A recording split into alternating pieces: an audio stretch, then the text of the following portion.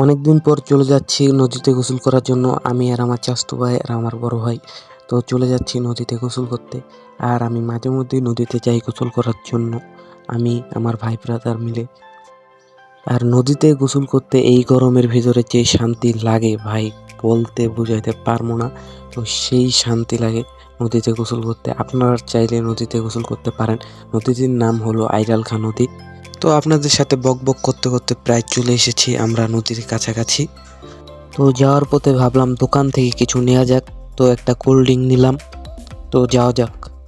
তো আমি যতবার এসেছি এই রাস্তা দিয়ে নেমেছি, কারণ এখানকার পানি ভাই পুরো অস্থির। ওই আড়ালখার ওই পাশে মানে ব্রিজের ওই পাশেও পানি ভালোই, কিন্তু ওই জায়গায় নামার মতন কোনো সিস্টেম নাই। এই জায়গা অনেক সুন্দর।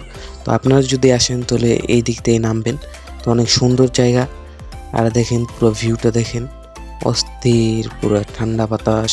তো ওই জায়গায় নিরিবিলি গোসল করা যাবে। তো উপরে বাইক রেখে আমরা নিচে নেমেছি, নিচে নেমে এখন গোসল করব। তো আপনারা চ্যানেলটিকে সাবস্ক্রাইব আর এবং লাইক করে দেন। তো ভিডিওটি এই পর্যন্ত, যদি ভালো লাগে চ্যানেলটিকে সাবস্ক্রাইব এবং লাইক করে দেন, প্লিজ প্লিজ প্লিজ।